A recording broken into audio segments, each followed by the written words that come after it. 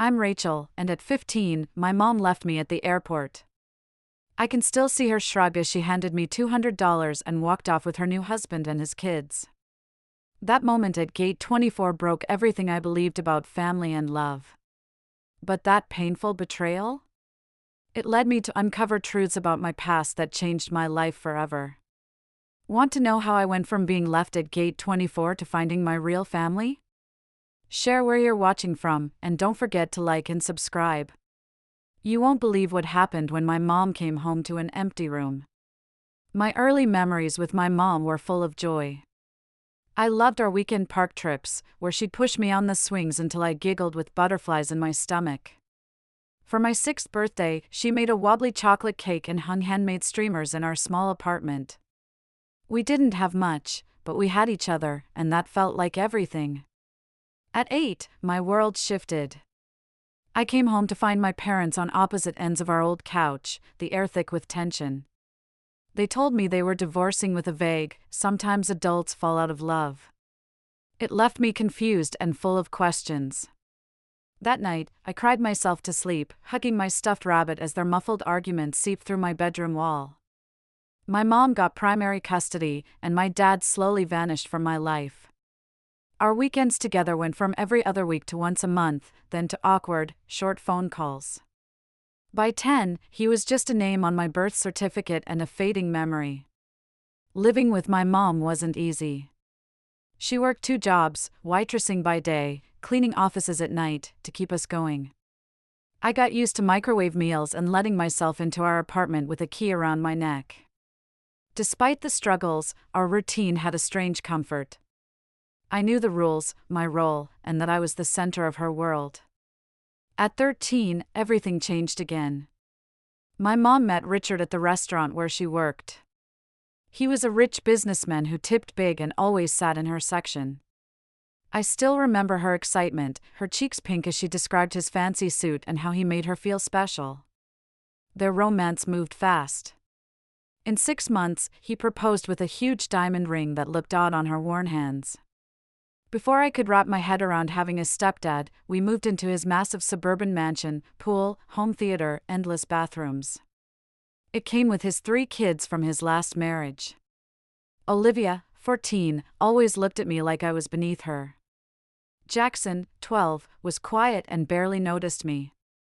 Zoe, 10, seemed friendly at first, but that faded once we all lived together. Right away, I knew I didn't belong in this new family. Richard was polite but saved his real warmth for his own kids. Family dinners were awkward, filled with talk of private schools, country clubs, and vacation villas, things I'd never known. When I mentioned school or books, I'd get a nod before the focus shifted to the stepkids' wins in tennis, debate, or piano. Watching my mom change hurt the most. The woman who used to clip coupons now talked about designer brands and fancy restaurants. She dyed her hair, whitened her teeth, and called our old life the struggle years with an uneasy laugh around Richard's friends. It felt like she was erasing her old self, and me along with it. I tried so hard to fit in with my step-siblings. I offered to help Olivia with math, praised Zoe's drawings, and asked Jackson about his video games. They were polite at best, cruel at worst. I'll never forget overhearing Olivia call me baggage to her friends on the phone. When Richard announced a family vacation to Bali, 2 weeks at a fancy resort with private villas, I got excited. Maybe this trip could help us bond, away from school and daily stress. But my hopes crashed when my mom took the stepkids shopping for new vacation clothes and left me out. When I asked why, she said I had enough clothes, even though mine were from our old life. I used my babysitting savings to buy a plain blue swimsuit, nothing like the designer bikinis Olivia and Zoe would wear. A week before the Bali trip, I caught a troubling conversation between my mom and Richard. Their bedroom door was slightly open as I passed by on my way to the kitchen. "What about Rachel's arrangements?" Richard asked quietly. "Taken care of," my mom answered dismissively, her tone making my stomach twist. "She won't be an issue." When I asked her about it later, she waved me off with a casual, "Just trip stuff, honey, don't worry." The morning we left was a whirlwind of excitement. Suitcases piled into Richard's fancy SUV, but I noticed my passport wasn't with the travel documents on the counter. I mentioned it to my mom, and she mumbled something about having it in her purse, rushing me along.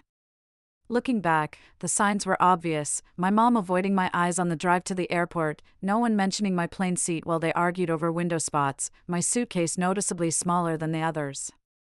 But at 15, I desperately wanted to belong to this family, so I ignored the alarms in my head. The international terminal was a chaotic blur of travelers, suitcases, and stressed airline staff. Richard led us through the crowd, my mom by his side, gripping her designer purse. Olivia, Jackson, and Zoe trailed behind, buzzing with excitement. I lagged at the back, struggling with my small suitcase. At the check-in counter, Richard handed over 5 passports, not 6. My stomach sank as boarding passes went to everyone but me. "Excuse me," I said, stepping up. "I think you missed my boarding pass." The attendant looked puzzled. "This reservation only lists 5 passengers." Richard coughed. "Your mom needs to talk to you.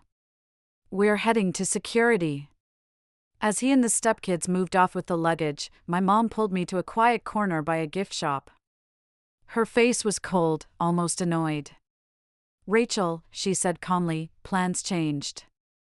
You're not coming to Bali." Her words hit like a punch. "What? Why? Did I do something wrong?" She sighed, glancing at Richard and the kids by security. "Richard wants this trip to be just us and his kids, to bond as a family." "But I'm your daughter," I said, my voice breaking. "Don't make a scene," she snapped, pulling $200 from her purse and shoving it into my hand. "Take an Uber home." I stared at the cash, stunned. "You're leaving me here? Alone? I don't even have a house key." She shrugged, a gesture that would haunt me for years. "Mrs. Peterson has the spare. You're mature enough to handle it." Tears filled my eyes as the truth sank in. "Mom, please, you can't do this." "Richard's waiting," she said, eyeing the security line. "This trip matters for our future, Rachel. We all make sacrifices." "A sacrifice is skipping a concert, not abandoning your kid," I shot back, anger cutting through my shock. She flinched but recovered fast. "Don't be dramatic. It's only 2 weeks. There's food in the fridge and pizza money in the drawer." She gave me a quick, cold kiss on the forehead. "I'll call when we land." Then she walked away, her heels clicking on the tile, rejoining Richard and the stepkids. I watched, frozen, as they went through security. My mom never looked back. Olivia smirked at me before they vanished. I stood there, clutching the $200, my hands shaking. The airport buzzed around me, people rushing, families saying goodbye, announcements blaring, but for me, time stopped. My mom's betrayal hit hard. Tears poured down my face as I collapsed onto a bench. A few people glanced my way, curious or concerned, but no one stopped. A crying teen in an airport? Just part of the scenery, easily ignored. For the next hour, I was in a fog, staring at the departure board as their flight went from boarding to departed. Each update stabbed deeper. I called my mom's phone over and over, but it went to voicemail. My text sat unanswered. Finally, I sent, "Enjoying the airport? Hope leaving your kid was worth the first-class seat." No reply came. I didn't expect one. She was probably sipping champagne with Richard, free of me and her old life. As afternoon turned to evening, my situation grew dire. I sat in the food court, sipping a soda I'd bought to claim a table. A security officer approached, his face a mix of concern and suspicion. "You okay, miss? You've been here for hours." I lied, avoiding his gaze. "Waiting for my ride. They're stuck in traffic." He nodded, unconvinced, and warned me to watch my bag before leaving. Humiliation hit hard. How could I admit my mom abandoned me? Shame and loyalty kept the words trapped inside. The airport quieted as shops closed their gates. Reality sank in. $200 wouldn't last, and even if I got home, I'd be alone for 2 weeks with no car or money. In the bathroom, I splashed cold water on my puffy face, trying to make a plan. The girl in the mirror looked like a stranger, eyes red and haunted. That's when it hit me, the trust one had in my mom, that she'd always protect me, was gone forever. 6 hours after my mom left, I wandered from bench to bench, watching families head off on adventures. Each hour made me feel more alone. My phone battery was dying, piling on more worry. At 8 p.m., I found an open airport restaurant and sat at the counter. I ordered fries, the cheapest thing, to save my cash. The server, Gloria, had kind eyes. She studied me and asked, "You okay, honey? You've been crying." I forced a weak smile. "Just a long day." She didn't push but soon brought a chocolate milkshake I hadn't ordered. "On the house," she said with a wink. "Chocolate always helps." Her kindness nearly broke me. I thanked her, throat tight, and ate slowly, scrolling my phone for help. My options were slim. Old friends had faded, and I hadn't made new ones in Richard's neighborhood. I texted 2 of my mom's old friends. One didn't reply, the other was out of town. When my mom moved on to her new life, she left her old friends behind, just like our old apartment and cheap groceries. Scrolling my contacts, I froze on Dad. I hadn't spoken to him in 3 years, not since an awkward call on my 12th birthday. After that, he vanished. My mom always said he didn't care, that he had a new family. "Your dad's moved on," she'd say. "Some men aren't made for parenting." I stared at his name, my thumb over the call button. What if he rejected me too? What if my mom was right, and he wanted nothing to do with me? Another abandonment felt too heavy. In the bathroom stall, I rehearsed what to say. "Hi, Dad, it's Rachel." "Long time, huh?" Too casual. "I'm in trouble, Dad." Better, but not perfect. Desperation beat pride. I hit call, heart pounding as it rang. Once, twice, 3 times. I nearly hung up when a deep voice answered, "Hello?" It was so familiar, yet strange, I couldn't speak. "Hello, anyone there?" he asked again. "Dad," I whispered, voice shaky. A pause, then, "Rachel?" "Sweetheart, is that you?" His concern broke something in me. "Dad, I need help," I blurted, and the story spilled out, my mom's remarriage, the move, the airport, the $200. I was sobbing, barely making sense. "She left you at the airport?" His voice turned sharp with anger. "Where are you?" "Which airport?" I told him, expecting him to call someone else for help. "Stay put," he said firmly. "I'm coming to get you. It'll take 3 hours. Can you stay safe?" "You're coming here?" I asked, stunned. "You don't have to. Maybe just help me get home, Rachel," he cut in. "I'm coming. Find the airline's customer service desk. Tell them what happened. I'll call ahead to make sure they look after you until I get there." After the call, I sat in the bathroom stall, reeling. My dad, who I thought didn't care, was coming to save me.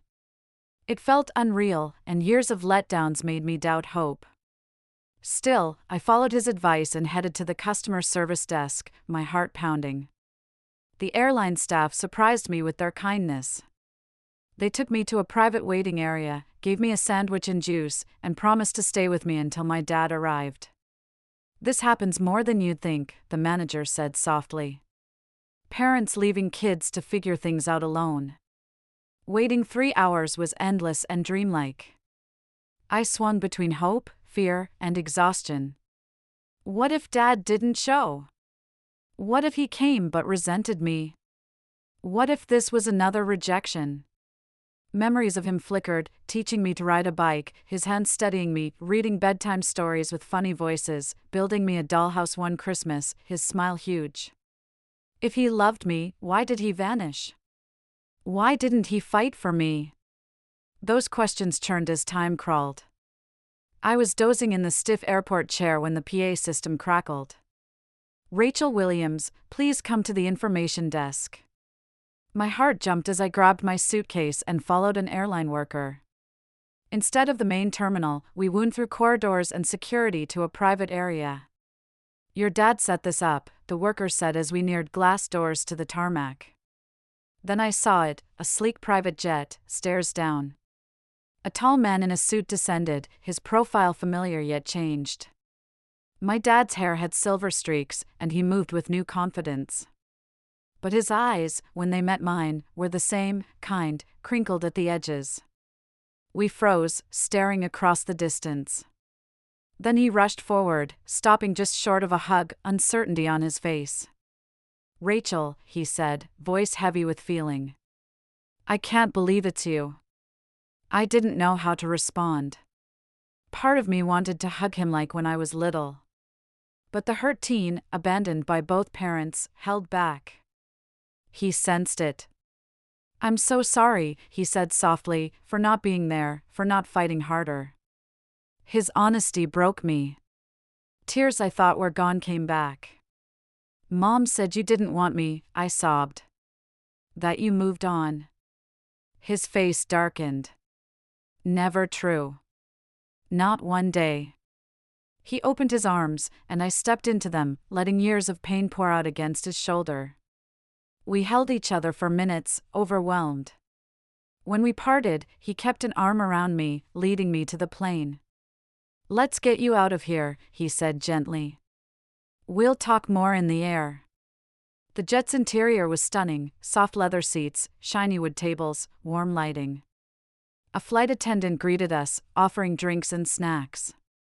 I stared at my dad, amazed. "Is this your plane?" He smiled, a bit shy. "My company's, technically. I'm CEO of Horizon Tech now." "CEO?" I said, shocked. "Mom always said he was broke, barely paying child support." "It's been a good few years," he said simply, then got serious. "Rachel, I tried reaching you, cards, gifts, calls, everything. After your mom remarried and moved, I lost you. Private investigators couldn't find you. Court filings got lost or delayed." My head spun. "She kept you from me on purpose." He nodded, pain in his eyes. "I sent child support and extra every month. Money you never saw. I thought of our thrift store clothes, eating ramen for days, mom's complaints about money. We were always broke," I whispered. "She said you paid almost nothing." He handed me a folder from his briefcase, cash checks, court papers, records of his efforts, all organized by date. My mom's lies were clear as day. "I'm not showing you this to hurt you," he said softly, "but you deserve the truth." As the plane lifted off, leaving the airport where my mom abandoned me, I felt lighter, like I was shedding years of lies and pain with every mile. My dad shared that he lived in Seattle, running a tech company he'd started. After the divorce, his small startup grew huge, bringing success he never expected. "I kept a room ready for you," he said, a bit shy. "Just in case, all these years." The flight went fast as we started reconnecting. There were awkward silences and emotional moments, but a real bond was there, both new and familiar. When we landed, a car waited to take us to his home. I pressed my face to the window, watching fancy neighborhoods pass before we turned onto a private drive up a hill. The house was stunning, glass and stone, perched over the ocean. "Welcome home," my dad said, eyeing me with pride and nerves. "I hope you'll like it here." A woman, Linda, greeted us at the door. I tensed, thinking she was his wife, but he introduced her as his assistant, who'd prepped for my arrival. "Rachel's blue bedroom is ready," she told him. "Fresh towels in the bathroom, groceries stocked, and security's updated." Dad thanked her, and she left with a kind smile. He showed me around the gorgeous house, each room more amazing than the last. When we got to my bedroom, I froze, touched by every detail. The soft blue room had huge windows with ocean views, a cozy queen bed, and a desk with a reading chair by the window. Then I saw the dresser. Are those? I couldn't finish. Dad nodded, his face gentle. Birthday and Christmas gifts, every year since I lost you. I couldn't send them, but I had to buy them. The gifts, still wrapped, were lined up by age. Next to them was a photo album labeled Rachel. With shaky hands, I opened it, school photos, a clipping of my 6th grade award, a blurry shot of me leaving school. You never stopped trying, I whispered, the truth hitting hard. Every single day, he said, voice thick. I'm here now, if you'll let me be your dad again. That first night, we ate takeout from a local spot, too tired to cook. Talking felt easier as my walls came down and food gave me energy. For the first time in years, I felt truly heard, my thoughts valued. Crawling into the soft bed in my new room, exhaustion took over. As I drifted off, I thought maybe the airport wasn't the end, but the start I'd always needed. I woke up confused by the soft bed and ocean waves below. Then yesterday's events flooded back. I sat up, soaking in my room's beauty in the morning light. Sunlight danced across the blue carpet through big windows. I ran my fingers over the plush duvet, stunned by how different this was from my old life. After a shower in the fancy ensuite bathroom, stocked with more toiletries than I'd ever had, I put on yesterday's clothes and went downstairs. Dad was in the kitchen, struggling with pancakes. Morning, he said, grinning sheepishly at the lumpy pancake in the pan.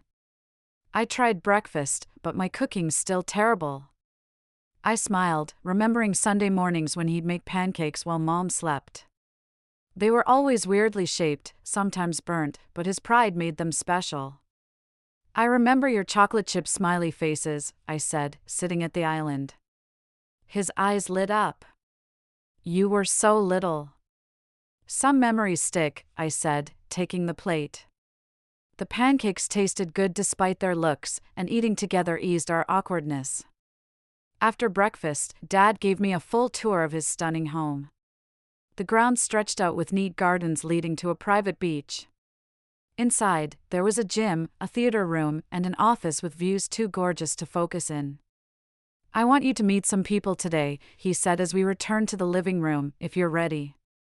An hour later, I sat across from Judith Bennett, a family law attorney in her 50s.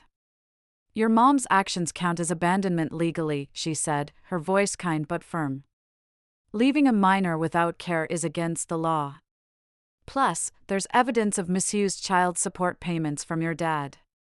I squirmed in my seat. I don't want Mom in trouble. I just want to feel safe. Judith nodded. I get it. We need to protect you legally, especially if you want to stay with your dad. Dad leaned in, his voice steady. Rachel, it's your choice, but I'm ready to fight for full custody if that's what you want. The thought scared and freed me. Can I really decide? You're 15, Judith said. Courts listen to kids your age, especially in cases like this with abandonment. After Judith left, Dad showed me his office, filled with proof of his efforts to reach me. Court filings for visitation, unanswered call logs, emails to my school that never got to me. Your mom threatened legal action if I contacted you, he said, showing me a letter from her lawyer 3 years old. She said I was harassing you. Each document hurt, revealing Mom's deliberate efforts to keep us apart. Why would she do this? I asked, heart heavy. Dad sighed. It's complex. After the divorce, she struggled financially, partly my fault, I wasn't successful yet. When my company grew, it was easier for her to say I didn't care than admit she blocked me. 2 days into settling in Seattle, my mom called. Her name on my phone froze me, emotions swirling. You don't have to answer, Dad said softly, seeing my struggle. After 4 rings, it went to voicemail. A minute later, a message appeared. With shaky hands, I played it on speaker. Rachel, honey, there's been a huge misunderstanding, Mom's voice chirped, too cheerful. I thought you knew you'd stay home for the trip. Richard said it'd help you grow independent, and I agreed. Abandonment's such a strong word. Call me back, sweetie. The resort Wi-Fi's bad, but I'll check messages. Love you. Her lies twisted my gut. There was no plan, no talk of independence, she just left me. Now she was trying to make me doubt myself. Typical, Dad muttered, shaking his head. She hasn't changed. I didn't call back. With Dad and Judith's support, I chose to stay in Seattle for good. Judith started the custody change process, collecting proof of Mom's abandonment and financial lies. With legal steps underway, Dad focused on practical needs. You'll need clothes, school supplies, anything personal, he said. Want to shop today? The trip felt unreal. Used to thrift stores, I was stunned when Dad told me to pick anything without checking prices. By day's end, I had a new wardrobe, a laptop for school, and a phone with unlimited data, unlike the limited plan Mom barely gave me. That night, on the deck overlooking the ocean, we had our first real talk about the divorce. Why did you and Mom split? I asked, the question burning since I was 8. Dad paused, thinking. We wanted different lives. Your mom craved wealth and status. When my first business failed, she saw me as a letdown, not a partner facing a rough patch. What about you? I asked. I wanted a true partner, someone to face hard times with, not jump ship, he said, eyes sad. Leaving you was the worst part. Your mom used custody to push me out, bit by bit, until I was gone. Days later, we planned my future. Dad enrolled me in Seattle's top private school for the fall. He also found a child psychologist to help me deal with Mom's abandonment and lies. Slowly, I started imagining a life where I was truly valued, not just tolerated. A week after arriving in Seattle, Dad and Judith suggested getting my things from Mom's house. She was still in Bali, so we could enter legally since I was a resident. You don't have to go if it's too hard, Dad said. I can handle it. But I needed to do this to close that chapter. I'm going, I said firmly. Some things there matter to me. We planned the trip like a mission. Flights were booked, legal papers ready, and movers hired. As the day neared, I kept rewriting a letter for Mom, struggling to capture her betrayal and my choice to move forward. 3 days before Mom's return, Dad, Judith, her assistant, and I reached the house I'd lived in with Richard's family. My key opened the silent, unchanged house. Walking in felt strange, like I was a guest in my own past.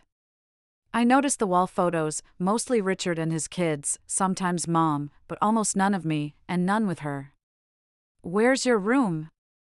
Dad asked, his hand on my shoulder. I led him to the smallest bedroom, far from the master suite. It was plain, nothing like the stepkids' fancy rooms. This was yours? Dad's voice held shock at the bare space. It's fine, I said, a reflex from years of being told to be grateful. He softened. No, Rachel, you deserved better. Movers helped pack my stuff. I boxed clothes and books, leaving behind anything from Mom or Richard, taking only what was truly mine or sentimental. In a desk drawer, I found a forgotten box of keepsakes, old photos, early birthday cards from Dad, a teddy bear he gave me at 5. You kept these, Dad said, voice heavy as I showed him. I never fully believed Mom's lies about you not caring, I admitted. In my closet, hidden behind shoes, I found a stack of envelopes in Dad's handwriting. My hand shook as I opened one, a 13th birthday card with a note and an unused gift card. Each envelope held proof of Dad's efforts, cards for every holiday, a letter with his Seattle address, photos of him at his company, hoping I'd visit. Mom hid them all. She kept these from me, I whispered, tears falling. I thought you forgot me. Dad hugged me tight. Never, not one day. While movers worked, I went to Mom's office, needing answers. Judith said I could take my documents, so I searched her files. In a divorce folder, I found proof of Dad's large child support payments deposited to an account I never knew about. There were court papers of Dad's visitation requests, blocked by Mom's lies. Worst was a draft letter to her lawyer from when she met Richard, calling me a complication to manage for his sake. By late afternoon, the movers had packed everything. At my empty desk, I wrote the letter I'd been drafting in my head for days. Dear Mom. I spilled my pain, not just from the airport, but from years of feeling like a burden. I told her I found the hidden letters and financial records, proof she kept Dad away. I'm living with Dad now, I wrote, not to hurt you, but because I deserve a place where I'm valued. I hope you'll see the harm your choices caused to me and yourself. I don't hate you, but I'm choosing to love myself enough to leave. I left the letter on my bare mattress, the white paper bright against the blue sheet. Next to it, I placed the house key, a final goodbye to that life. As I walked out, grief, relief, and resolve mixed inside me. Dad waited by the car, concern in his eyes. Done? He asked. I nodded, throat tight. He opened the car door, understanding my silence. Driving away, I didn't look back. My eyes were on the future I could now build. 3 days after Mom returned from Bali, my phone lit up with her frantic messages. Where are you? Why's your room empty? Call me now. This isn't a game. Come home. I talked to your dad's lawyer. How could you do this after all I've done? Please, sweetie, come back. We can fix this. I miss you. Her words swung from anger to manipulation to fake regret. I showed them to Dad and Judith, who said to wait until the legal process moved forward. A week later, Mom showed up at Dad's house, somehow finding the address. The security system caught her SUV at the gate, her finger jabbing the intercom. You don't have to see her, Dad said. Security can handle it. But I needed this confrontation. I'll talk to her, I said, but I want you and Judith there. When I opened the door, Mom's face showed relief and anger. She wore a pricey sundress, sunglasses perched in her perfect hair, looking every bit the rich suburbanite. Rachel, thank God, she said, reaching for a hug. I stepped back, and her arms fell. Why'd you leave? Why are you with him? Her venom toward Dad made me wince. Let's talk inside, Dad said calmly. In the living room, with Judith as witness, Mom's mask slipped. She scanned the fancy room, bitterness in her eyes. So, this is why, she said with a sharp laugh. He bought you with luxury. I should have known. That's not it, I said, voice steady despite my nerves. I'm here because you left me at the airport. Because you lied about Dad for years. Because I found the letters you hid. Her face hardened. You went through my things? How dare you? They were mine, I shot back. Addressed to me. You're 15, she snapped. Everything in my house is mine, including your mail. I was protecting you from his broken promises. Dad spoke up. There were no broken promises, Karen. Just your efforts to cut me out. You can't judge me, she hissed. You don't know what it was like raising her alone while you got rich. I sent child support every month, Dad said evenly, more than required. Money you used while telling Rachel we were broke. That's a lie, Mom said, face red. I gave up everything for her, like leaving her at an airport for your vacation? Judith cut in, her calm tone sharp. Mom froze, then turned to me. I didn't abandon you. I gave you a chance to be independent. If you'd gone home, we wouldn't have this drama. Anger tightened my chest. You left me at an airport with $200 and no key. You didn't mention going home until you walked away. You ignored my calls and texts. That's not independence. You're twisting it, she said, voice weaker. Dad leaned in. Karen, we have airport footage, staff statements, and your texts trying to cover it up. Mom paled. You're building a case to take my daughter and jail me, after all we were to each other. This isn't about punishment, Judith said. It's about Rachel's best interests. She wants to live with her dad, and the court will likely agree. Mom's tears fell as she looked at me. Rachel, I messed up. Please don't leave me for him. We're family. We stopped being family when you chose Richard's kids over me, I said softly. Or when you lied about Dad. It wasn't like that, she said faintly. Then explain, I pressed. Why hide Dad's letters, lie about money, and ditch me for a vacation? She tried to speak but stopped, unable to justify it. Finally, she whispered, Richard said the resort was for adults and his kids. I was scared of losing him. Her honesty hurt more than her lies. So, you picked him over me. I picked security, she said. You don't know what it's like, a single mom with nothing. Richard offered a better life. For you, I corrected. I was just in the way. Before Mom could answer, Richard burst through the front door, his face red with anger. Karen, enough. Get in the car now. Dad stood up fast. How'd you get past security? Richard ignored him, glaring at Mom. I told you not to come here. Our lawyer said no contact. Mom shrank under his stare, her honesty fading as she became the obedient wife again. I just wanted to see Rachel. You've seen her, he snapped. Let's go. As she stood to follow, I called out, Is this what you want, Mom? Someone who treats you like a kid and me like a problem? She hesitated, conflict in her eyes, but Richard grabbed her arm. Car, Karen. Now. Her back disappeared through the door, just like at the airport. This time, I wasn't the one left behind. After the confrontation, Dad's legal team got a restraining order when Richard tried entering again. The next day, the court approved it and set temporary custody with Dad until a full hearing. The hardest truth was realizing Mom chose her new life over me, not just at the airport, but every time she hid Dad's letters or lied about him. The girl who thought she was Mom's world had to face being an afterthought. The months after Mom's visit were tough but life-changing. Living with Dad meant new routines, setting boundaries, and trusting he'd stay. I started therapy with Dr. Eleanor Wilson, an expert in teen trauma. Our weekly talks gave me space to sort through Mom's betrayal and years of lies.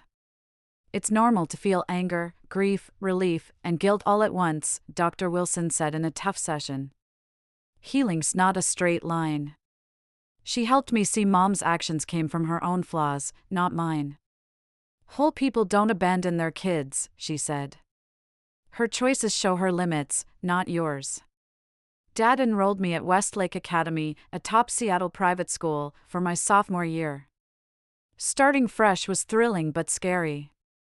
After feeling like an outsider in Richard's house, I hesitated to connect. But Zoe and Aiden, twins who loved books like me, welcomed me into their group. Haley, a talented artist, saw my shy sketches and offered to teach me at lunch. Slowly, I let my guard down, sharing bits of myself. You're less closed off now, Zoe said one day as we walked home. I'm learning not everyone has a motive, I replied, surprised by my own words. Rebuilding with Dad was a mix of rediscovery and catching up. Sometimes, past and present clicked, like when he set up a telescope on the deck, remembering my love for stargazing.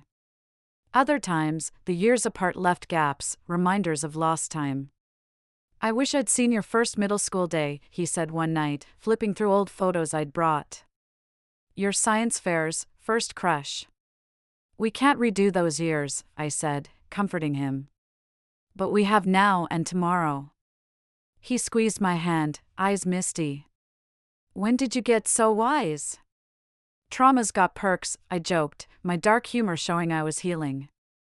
6 months after moving in, the court gave Dad full custody. Mom, with Richard's pricey lawyer, fought at first but gave in when Judith showed proof of abandonment and misused money. The judge ordered Mom to repay the child support and set a visitation plan after joint therapy with her. I thought it was too generous, but Dad said keeping some tie to her might help me heal long-term. You can be mad and hate what she did without cutting her off completely, he said. It's your call, and I'll back you. I agreed to therapy with Mom, but the first sessions were rough. She swung between crying apologies and weak excuses, claiming she left me to please Richard, as if that softened the blow. I wanted us secure, she kept saying. I was scared of being broke and alone. So you left me alone at an airport, I shot back in a tense session. Over time, I set firm boundaries. I wouldn't live with her, no matter her promises. I wouldn't pretend the past didn't happen. I wouldn't let her rewrite our story to ease her guilt. These were non-negotiable, and slowly, she started to accept them. Dad's ability to stay calm throughout the entire process never ceased to amaze me. No matter how many times I vented my frustrations or shared the latest twist in the legal saga, he never once uttered a negative word about Mom. It was as if he had an invisible shield protecting his words from bitterness. One quiet evening, as we sat in the living room with the sound of rain pattering against the windows, I couldn't hold back my curiosity any longer. Dad, how do you do it? I asked, curling up on the couch with a mug of hot chocolate. After everything she's done, the lies, the abandonment, how do you not badmouth her? I'd be furious. He set down his book, his expression thoughtful, and looked at me with those kind eyes that always made me feel safe. He took a deep breath before responding. Rachel, hating her would only harm you, he said softly, his voice steady and reassuring. You're part of her, like it or not. That DNA runs through your veins, and carrying around hate for her would be like poisoning yourself. Plus, she gave me you, the greatest gift of my life. For that alone, I can forgive almost anything. His words hung in the air, simple yet profound, sinking into my heart like a warm embrace. I sat there, absorbing what he said. It wasn't about denying the pain or pretending everything was fine. It was about choosing peace over perpetual anger. In that moment, I realized Dad wasn't just avoiding conflict, he was modeling a way to live without letting past hurts define the present. His wisdom became a guiding light for me, reminding me that forgiveness isn't weakness, it's a strategic choice for personal freedom. As I reflected on his words in the days that followed, I started applying them to my own thoughts. Whenever resentment bubbled up, I'd repeat his phrase silently, hating her would only harm you. It helped shift my perspective, turning inward focus on my growth rather than her faults. Dad's approach taught me that true strength lies in restraint and understanding. My first holiday season with Dad's extended family opened my eyes to what real familial warmth could feel like. I had vague memories of these relatives from childhood visits, but years of separation had faded them. Now, stepping into Dad's home decorated with twinkling lights and the aroma of cinnamon spice cider, I felt a nervous excitement. Grandparents, aunts, uncles, and cousins I barely knew gathered, their faces lit with genuine smiles. Unlike the tense, scripted dinners at Richard's house, where conversations revolved around achievements and appearances, leaving me feeling like an awkward add-on, this was different. Here, people hugged freely, shared stories without judgment, and included everyone in the fun. We played board games late into the night, laughter echoing through the rooms. It was chaotic, messy, and utterly real. On Christmas Eve, we attended a family tradition, caroling in the neighborhood. Bundled up against the Seattle chill, we sang off-key versions of classics, our breaths visible in the cold air. No one cared about perfection, it was about togetherness. The next morning, opening presents under the tree, I felt a sense of belonging I'd craved for years. At dinner that evening, surrounded by platters of ham, mashed potatoes, and homemade pies, my paternal grandmother pulled me aside into the kitchen. She was a vibrant woman in her 70s, with laugh lines etched deep from a life well lived, her hands warm as she grasped mine. Rachel, my dear, she began, her voice carrying the lilt of years, you've got your dad's resilience, that unshakable strength in the face of storms, and his kind heart. She paused, her eyes crinkling with affection as she studied my face. But that spark, that fire that lights up when you talk about things that truly matter to you, like justice or helping others, that's all your own. It's what makes you unique, sweetheart. Her words wrapped around me like a cherished quilt, affirming parts of myself I was just beginning to recognize. That conversation with Grandma became a treasured memory. It wasn't just praise, it was validation that I was more than my past traumas. In Richard's world, I was always the outsider, my voice drowned out. Here, with Dad's family, I was celebrated for who I was. The holidays taught me that family isn't about perfection, it's about acceptance and love in all its imperfect forms. As the new year approached, I carried that warmth forward. Family gatherings became regular, strengthening bonds I'd missed. Grandma's insight encouraged me to pursue my interests boldly, knowing my spark was a gift to nurture. Time has a way of accelerating when life settles into a positive rhythm. 3 years after that fateful airport day, high school graduation arrived like a milestone I'd earned through sheer determination. The ceremony was held in the school auditorium, filled with the buzz of proud families and the scent of fresh flowers. As valedictorian, I stood at the podium, my cap and gown feeling both heavy and liberating. My speech focused on resilience, drawing from my own story without revealing too many personal details. I spoke of turning setbacks into stepping stones, finding strength in unexpected places. Dad sat in the front row, his face glowing with pride that made my voice waver slightly. His applause was the loudest when I finished, his eyes shining with unshed tears. Mom attended too, positioned awkwardly a row behind Dad and his parents. She clapped politely, our eyes meeting briefly across the crowd. There was no big reconciliation scene, our interactions remained measured. Yet, her presence meant something, a silent acknowledgement of my achievement. Our relationship had evolved into a polite distance. We exchanged texts on holidays and birthdays, but always on my terms. It was rooted in honest boundaries, not the forced closeness she once desired. No more pretending everything was fine, we communicated with careful truthfulness. It wasn't ideal, but it was sustainable, allowing me space to heal. Graduation marked the end of one era and the start of another. As I tossed my cap into the air, surrounded by classmates' cheers, I felt ready for what came next. Dad hosted a small party at home, with family and friends toasting my future. It was simple, heartfelt, exactly what I needed. College whisked me away to the East Coast, where I immersed myself in psychology classes and a minor in family law. The change of scenery was invigorating, bustling campuses, autumn leaves, and independence from parental oversight. Being thousands of miles from Seattle meant no more living in the shadow of their divorce drama. I thrived in the academic environment, debating in seminars and researching late into the night. Psychology helped me unpack my emotions, while family law ignited a passion for advocacy. The distance allowed self-discovery, trying yoga, joining debate clubs, even dating without family input. I uncovered passions like writing and public speaking, strengths in empathy and analysis that might have stayed hidden in my old life. If I'd remained in Mom's world, constrained by her expectations, these facets might never have emerged. College became my laboratory for personal growth. In my junior year, an internship at a nonprofit supporting children of divorce became a turning point. I facilitated group sessions, sharing snippets of my story to connect with teens facing similar turmoil. Their nods of understanding mirrored my past self, and guiding them felt like paying forward the help I'd received. One session stood out. A 14-year-old boy shared his fear of abandonment, echoing my airport nightmare. I listened, then offered gentle advice drawn from my journey. Seeing his tension ease reinforced my calling. This work shaped my career path, designing programs for family courts to better address children's needs in custody disputes. I collaborated with lawyers and psychologists, creating workshops that emphasized kids' voices. Each success story, a child placed in a stable home, validated my efforts. My experiences transformed from personal pain to professional purpose, helping others navigate the chaos I'd survived.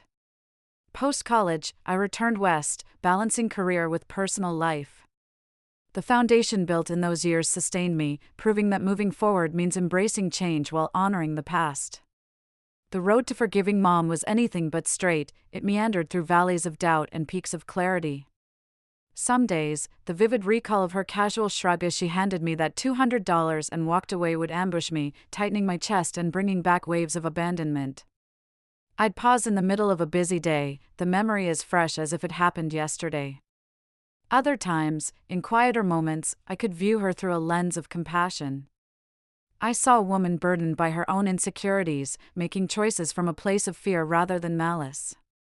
Her flaws, prioritizing security over love, became human traits, not monstrous ones. Empathy softened the edges of my anger, allowing me to breathe easier. My therapist's insight, shared years earlier in a sunlit office, became my anchor. Forgiveness doesn't mean what happened was okay.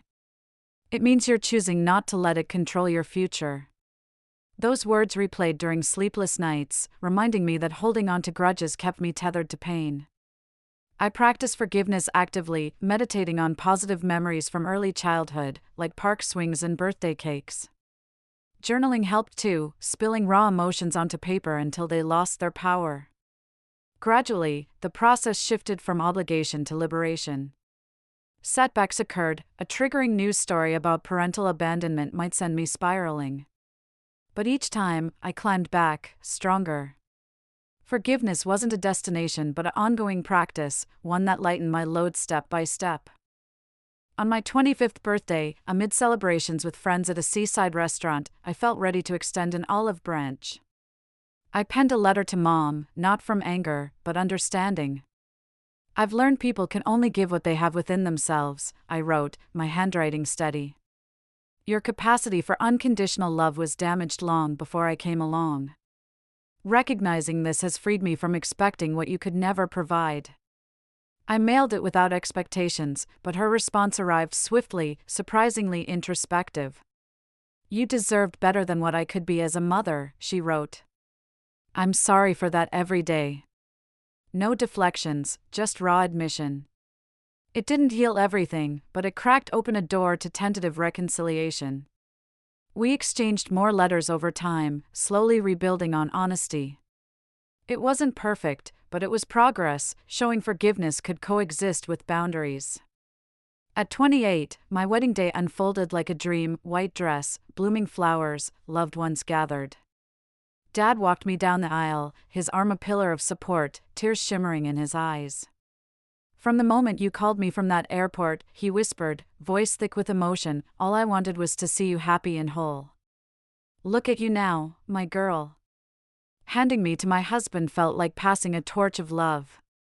Mom attended with her new partner, Richard, a faded chapter after their divorce. She sat composed, offering a genuine smile during the vows. She participated without overstepping, no speeches claiming influence over my success. It was a quiet respect, a sign of her personal growth through therapy and reflection. The reception buzzed with joy, dancing, toasts, cake. Seeing both parents there, civil and present, symbolized my healed heart. Forgiveness had paved the way for this harmony. Building my own family turned abstract lessons into daily practice. I carried insights from both parents like a well-worn guidebook, what to emulate and what to sidestep. Dad's teachings formed the core: the patient persistence of true love, showing up consistently through joys and trials, and the courage to rebuild after devastating loss. In my marriage, I mirrored his steadiness, communicating openly during disagreements. With my children, I prioritized presence, bedtime stories, school events, ensuring they felt valued. His example showed love as action, not just words. Mom's influence was more cautionary, yet instructive. She highlighted self-sufficiency's importance, building financial independence to avoid desperate choices. But she warned against chasing status at relationships' expense, a mistake that cost her dearly. I taught my kids resilience, encouraging them to value authentic connections over superficial gains. Family dinners became sacred, focused on sharing rather than impressing. The airport incident, once the epicenter of my identity, receded to a single chapter in a vast book. It remained pivotal, altering my trajectory irrevocably, but no longer dominated. Ironically, that abandonment propelled me towards self-reliance and empathy, strengths forged in adversity. Without it, I might not have reconnected with Dad or pursued advocacy. Pain became catalyst, transforming victimhood into empowerment. I often muse on alternate paths. What if Mom had included me in Bali, yielding to Richard's whims? Would I have lingered in a cycle of conditional love, forever seeking her validation? Would Dad's unwavering devotion have remained undiscovered, a lost treasure? Would my purpose, helping fractured families, have emerged, or would I have followed a safer, less fulfilling route? These hypotheticals tantalize without answers. Life offers no do-overs or parallel glimpses. They serve as reminders to appreciate my journey's unique contours, grateful for the growth born from hardship. Deep down, I've grasped that family defies simple definitions like blood or legal bonds. It's forged in the daily commitment to appear, to cherish and place others first amid life's chaos. Dad exemplified this through his steadfast support, turning absence into abundance. Mom's lapses, conversely, illuminated its essence by revealing the void left without it.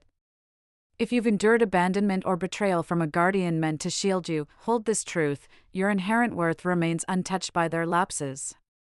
Their shortcomings stem from personal fractures, not your deficiencies. You possess the agency to craft a future unbound by their constraints. Family isn't static, it blooms in unforeseen nooks when you remain receptive. After heartbreak shatters trust, new alliances can mend, providing the nurturing you merit. Embrace vulnerability, it's the gateway to profound connections. Thank you for accompanying me through this narrative of trials and triumphs. If my words stirred something within you, perhaps echoing your own struggles, please like this and subscribe for further explorations into resilience and emotional mending. Pass it along to a companion who could benefit from the assurance that abandonment molds us yet never seals our fate. Have you navigated setting boundaries with kin who inflicted pain? I'm eager to absorb your tales in the comments. Let's foster a space of mutual encouragement. Your narrative holds immense power, and in your bleakest instance, remember, companionship and light linger closer than they appear.